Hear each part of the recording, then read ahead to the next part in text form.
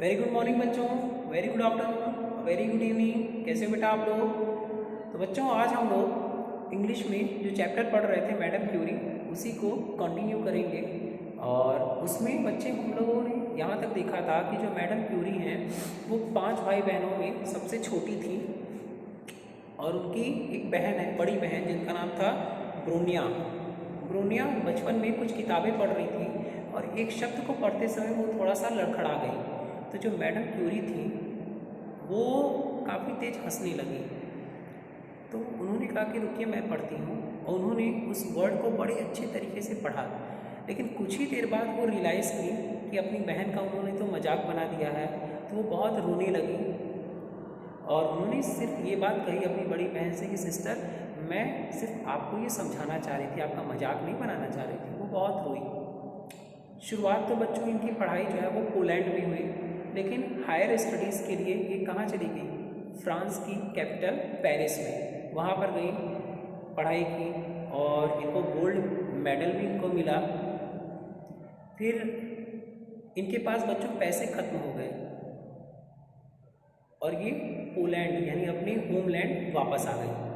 लेकिन बच्चों ये पढ़ने में काफ़ी अच्छी थी और पढ़ाई करते समय यूनिवर्सिटी में ये टॉप की थी। तो इनको एक कुछ स्कॉलरशिप मिली थी, यानी कुछ पैसों से इनकी सहायता जो है वहाँ की यूनिवर्सिटी ने की। तो इनके पास जब पैसे फिर से आ गए तो ये रिटर्न हो गई पेरिस में और अपनी स्टडीज़ को उन्होंने कंटिन्यू किया। फिर वहीं पर एक एग्ज़ाम पास की और वहीं के कॉलेज में टीचर हो गए। और इन्हें जो है साइंटिस्टों के साथ काम करने का मौका मिला। वहीं पर बच्चों एक साइंटिस्ट थे पियरे क्यूरी। कुछ ही महीनों बाद इन दोनों लोगों की शादी हो गई और ये दोनों लोग काफ़ी अच्छे से एक दूसरे के साथ मिल कर के काम कर रहे थे। और उसी बीच इन्होंने एक रेडियो एक्टिव एलिमेंट रेडियम को डिस्कवर कर डाला। रेडियम रेडियम एक ऐसा बच्चों एलिमेंट होता है जो रात के अंधेरे में चमकता है, यानी एक बार उसके ऊपर रोशनी अगर पड़ जाए किसी तरह से तो वो फिर अंधेरे में चमकता रहता है। उसके अंदर कुछ ऐसी क्वालिटी होती है। तो बच्चों चलिए हम लोग आगे पढ़ते हैं। रेडियम बच्चों आप लोग अपने पेज नंबर 53 पर देखिए, जहाँ पर रेडियम लिखा होगा, है ना। यहाँ पर 53 और ये 50, जहाँ पर बच्चों रेडियम लिखा होगा उसके बाद वाला पैराग्राफ आप स्टडी करोगे आज। Pierre later worked with 2 scientist and discovered that radium could be used to cure cancer. Pierre बच्चों कुछ टाइम बाद 2 और साइंटिस्टों के साथ उन्होंने वर्क किया और ये डिस्कवर किया कि जो रेडियम है उसको कैंसर में हम लोग कैंसर के इलाज में इस्तेमाल करते हैं। England was the first to honour the Curies for their outstanding work. Then in 1903 they both shared the Nobel Prize for Physics with another scientist Henry Becquerel। और बच्चों इन्होंने इतना अच्छा वर्क किया कि 1903 में जो वर्ल्ड का बेस्ट प्राइज़ नोबेल प्राइज़ जो है इनको फिज़िक्स के लिए मिला, इन दोनों लोगों को। साथ ही एक तीसरे साइंटिस्ट थे Henri Becquerel. This award changed their lifes completely, they became very famous.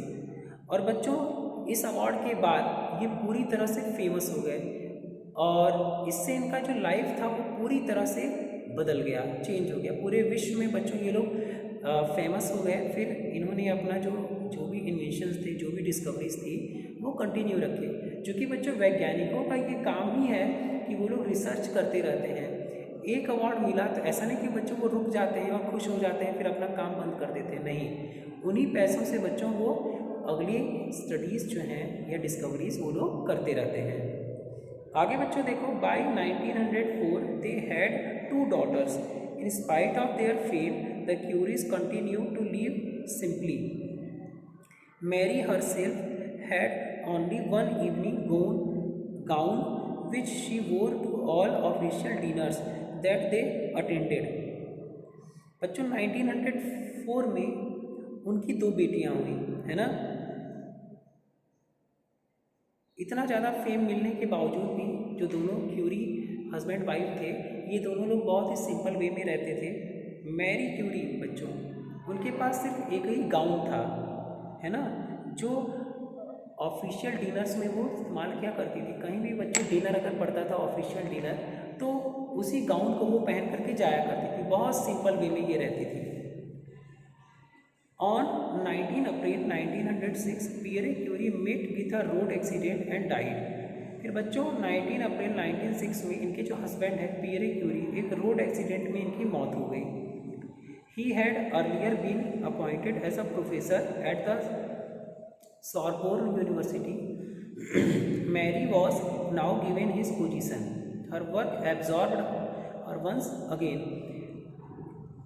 Pierre Curie की जब मौत हुई उससे कुछ ही दिन पहले सॉरबोर्न यूनिवर्सिटी में एक फिजिक्स के प्रोफेसर के रूप में ये अपॉइंट किए गए थे। इनकी डेथ के बाद जो इनकी वाइफ थी मैरी क्यूरी, उनको ये पोजीशन दे दी गई। 1911 में बच्चों she was awarded the Nobel Prize for chemistry. She was the first person to win this famous award twice.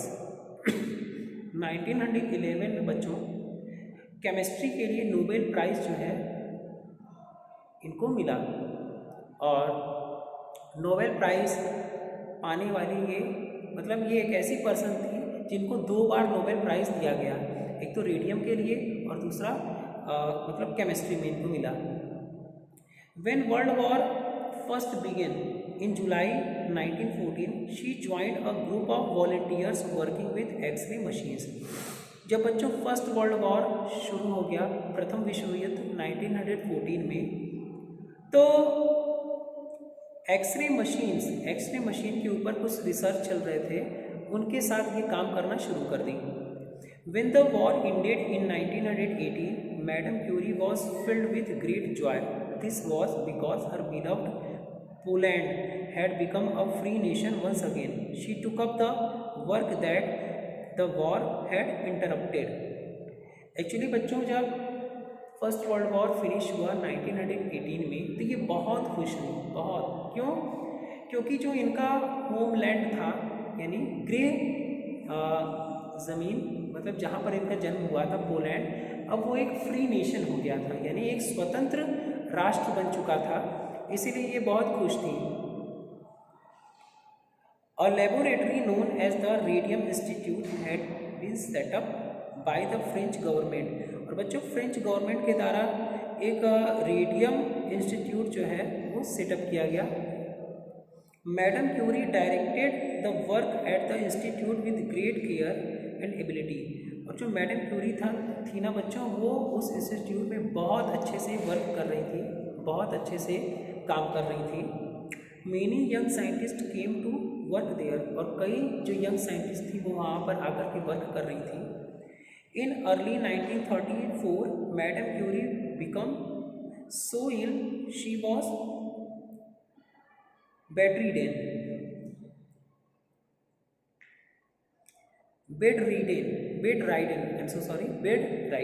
यानी 1934 में बच्चों को बहुत बीमार हो गई और उनको बेड रेस्ट के लिए कर दिया गया, यानी आप बिस्तर से ना उठिए, आराम करिए। At dawn on 4 July the same year she was no more. और बच्चों 4 जुलाई यानी 1934 में ही 4 जुलाई को वो इस दुनिया को अलविदा करके चली गई। Madam Curie was indeed the most remarkable women.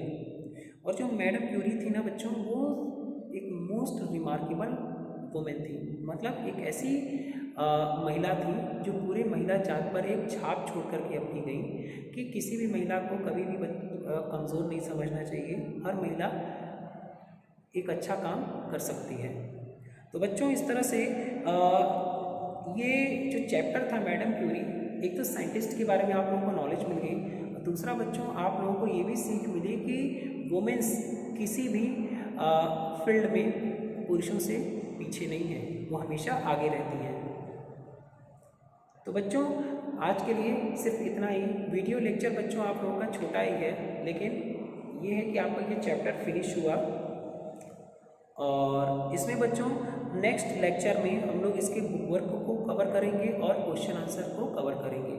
Okay बेटा, तो बच्चों अच्छे से अपना फेस्टिवल ये एंजॉय करिएगा और मम्मी पापा का कहना मानिएगा और कोई गलत काम आप लोग नहीं करेंगे। ओके बच्चों, तो थैंक यू सो मच बच्चों, बाय बाय, टेक केयर।